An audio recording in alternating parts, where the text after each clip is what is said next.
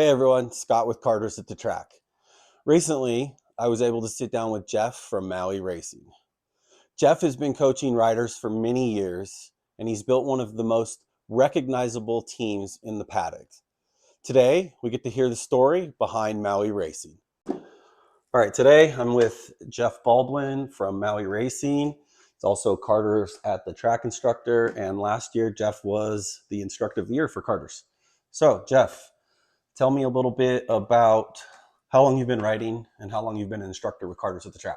I started riding in 1970, so that was a minute ago.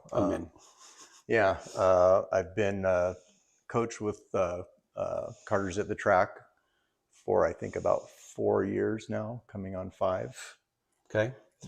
Tell me how it felt last year getting honored with instructor of the year with Carter's.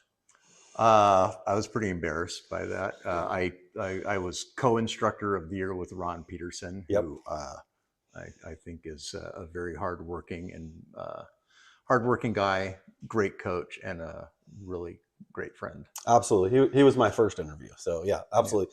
Yeah. When did you do your first track day?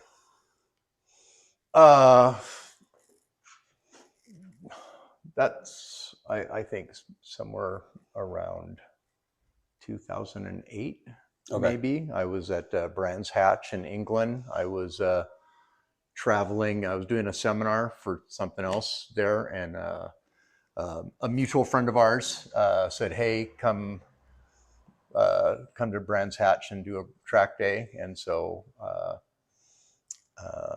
it was a lot of fun. I rode a Gixxer 1000 and a Supermoto at Brands Hatch, and I crashed the Supermoto at Brands Hatch. Yeah, Supermoto is the most dangerous bike on the planet. I love them. And more smiles per mile. Absolutely. Yeah. So then if that was your first track day, when I did my first track day was at Big Willet with you, I think for your 50th birthday with our mutual friend Greg. At that point in time, you were riding the bike that I am now racing that I bought from you 5 years ago. Can you tell me a little bit about your 50th birthday there and what that was like with all of our friends?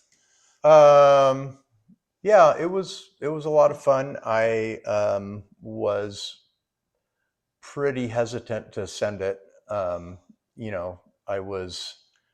My challenge is I'm from Maui, hence Maui Racing, and so for me to go anywhere, I have more of a logistic challenge than some people do. Mm-hmm. You know, people will go, "Oh, I drove 4 hours to get here," and I'd be like, "Yeah, cry me a river." I flew 12 and drove 4.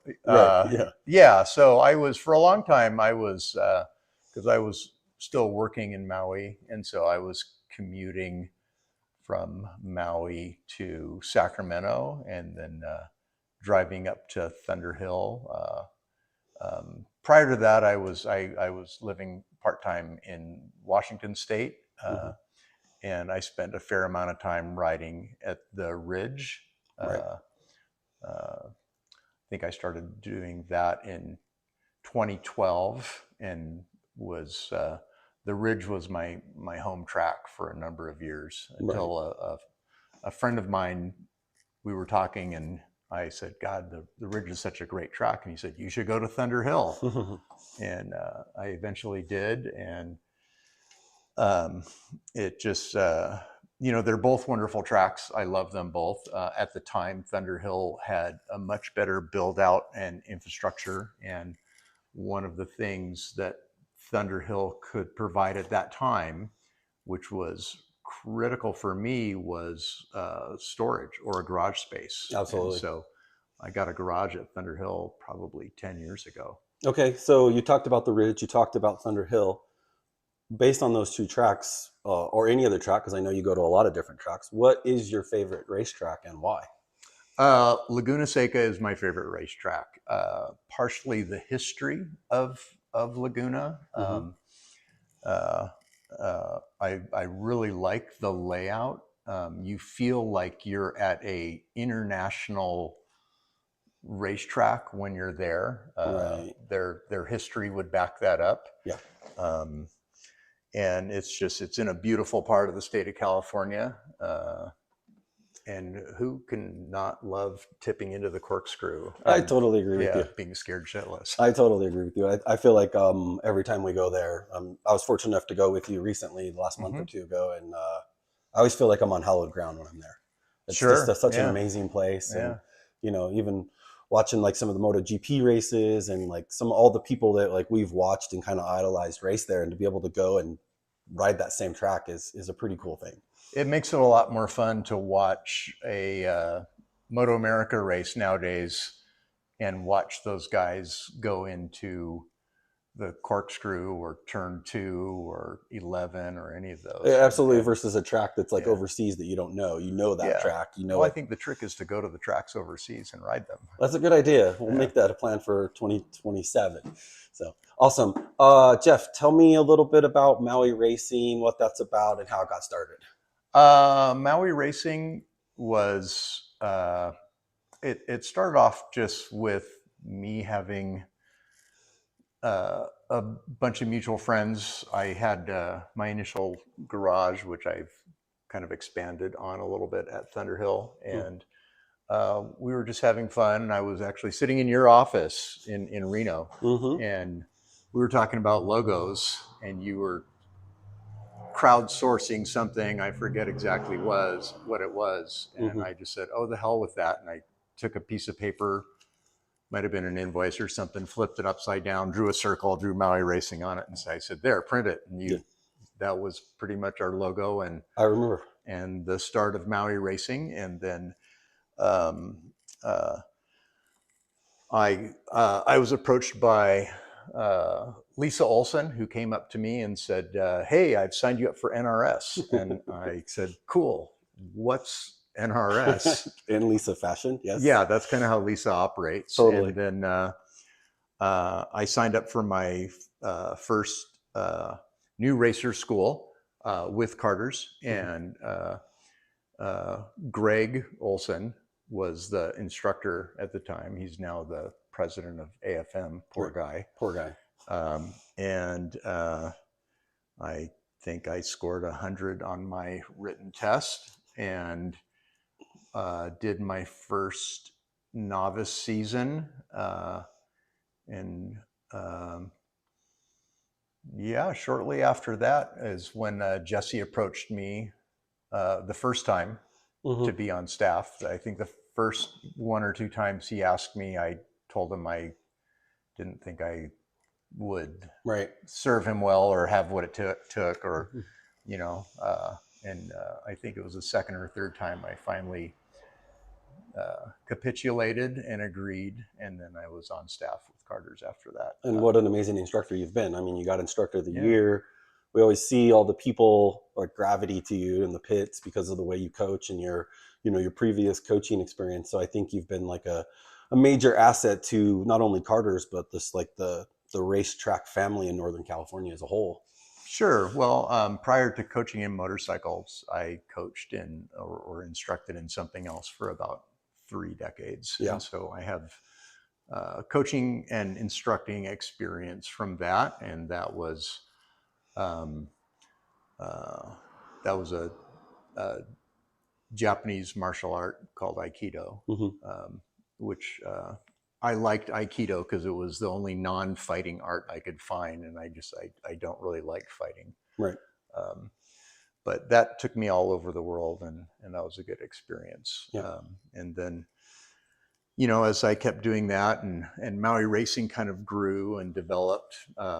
Pretty soon, we had more riders, uh, um, and all of our riders are on the coaching staff with Carter's. So Yes. Carter's supports Maui Racing. Maui Racing supports Carter's, Yeah. and we all support every single person who comes to the track, whether it's their first 10 minutes at the track or they've been there for 10 years.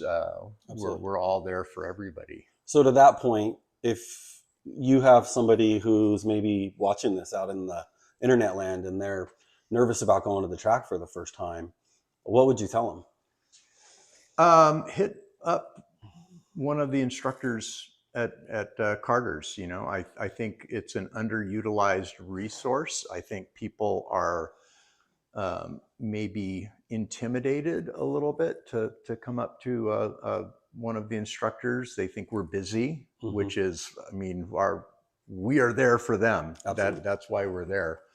I think, you know, my footprint at Thunder Hill with Maui Racing looks kind of intimidating to people. They sometimes, you know, it kind of looks like we're running a race team inside of Right. a track day. And I think people are sometimes surprised a little bit on how approachable I am, or how approachable any of our carters instructors are. Right. Right. And really that's the best thing to do, whether you've been doing it for a short time or a long time. Yeah, and I think to that point, that's what we want from people, is we want them to come and approach us. We want to help them. We want to teach them. Yeah, I want people to succeed. And so one of my life mottos that I got from my previous experiences was, make the other person the winner first, and you will be the winner last. Absolutely. One of all of your many great pieces of advice that I'm fortunate to get on a regular basis. I torture you all the time. I am the most tortured one in the paddock. It's my job. It's your job. You do very well at your job, Jeff. Thanks. Was there ever, in racing or track days or just motorcycling in general, was there ever a big event that kind of changed things for you, or taught you a really, good lesson that kind of changed the way you looked at motorcycling, racing, track days? Yeah, it's hard to point out single events. I had a pretty good crash when I was in an AFM race. After Lisa voluntold me into my novice racing season, and then the following year they bumped me up to expert. Evidently, if you get a podium in a category, they automatically bump you from novice to expert. So that happened. Yeah. So I was racing in open superbike, and I had some hard contact in turn 2 at Thunder Hill on a race start that resulted in a life flight to Chico. Okay.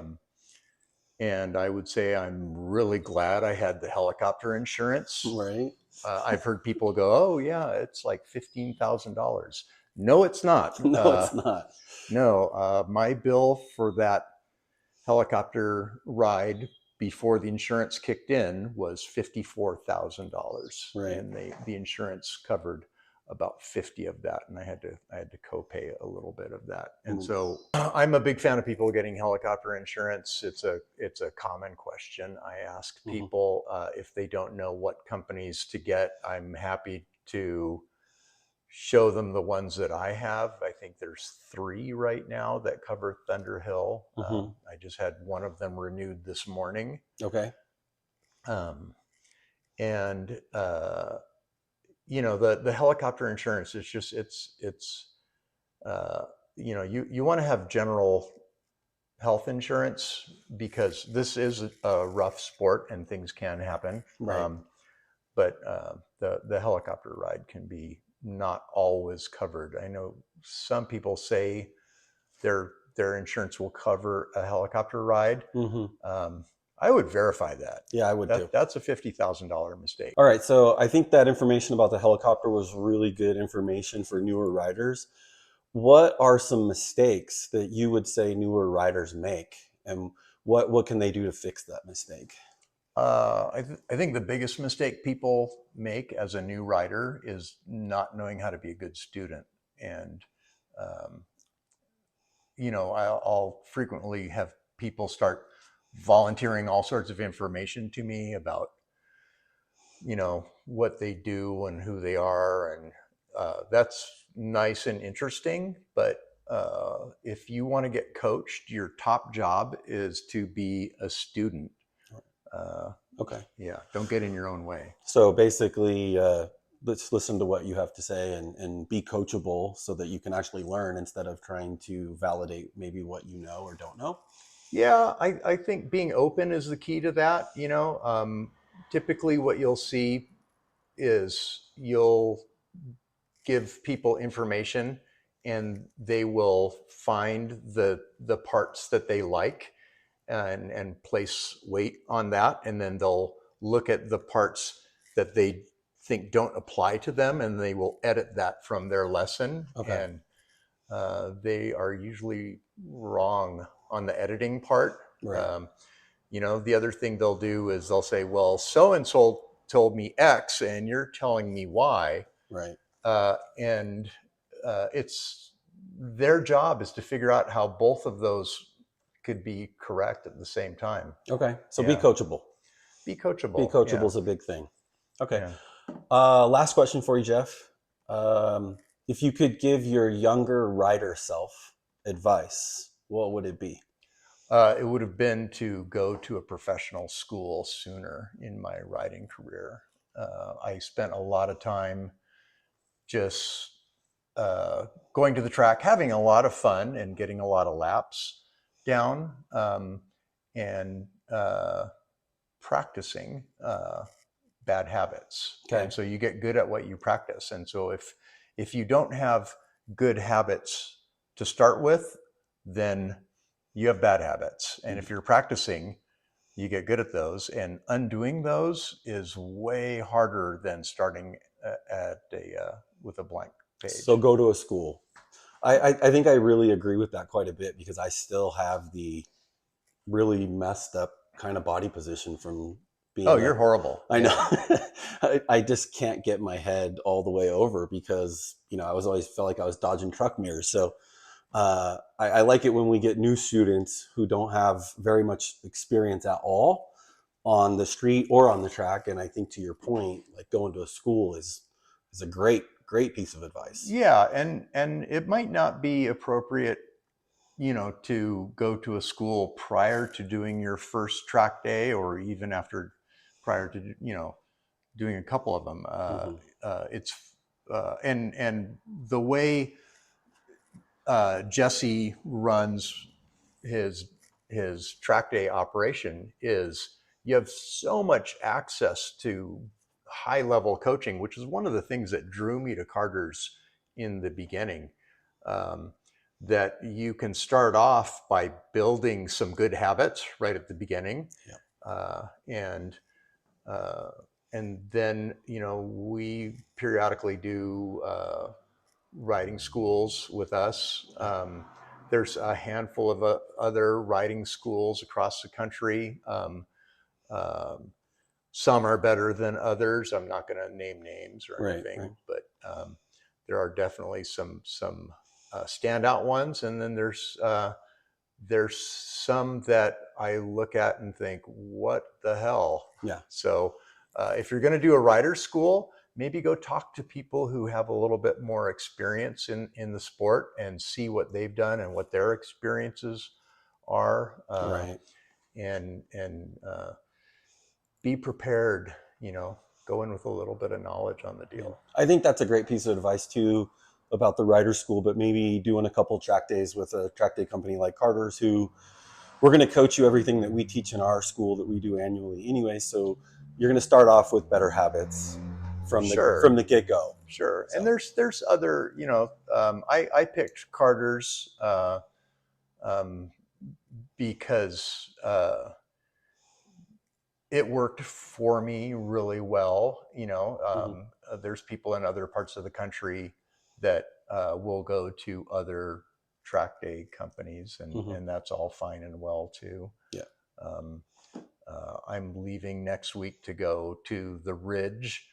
I know for a fact they have really good opportunities at the Ridge, right, for coaching. And it's, get out and do some different stuff. Absolutely. Yeah. Well, Jeff, I appreciate your time today. If you guys see the Maui Racing logo at the track, there's usually a bunch of canopies up there. There's usually 4 or 5 Carter's instructors there. We urge you to approach us and approach Jeff. He loves to coach. He's one of our top coaches, obviously instructor of the year last year. And come hit us up. We want to help you guys out. Thank you.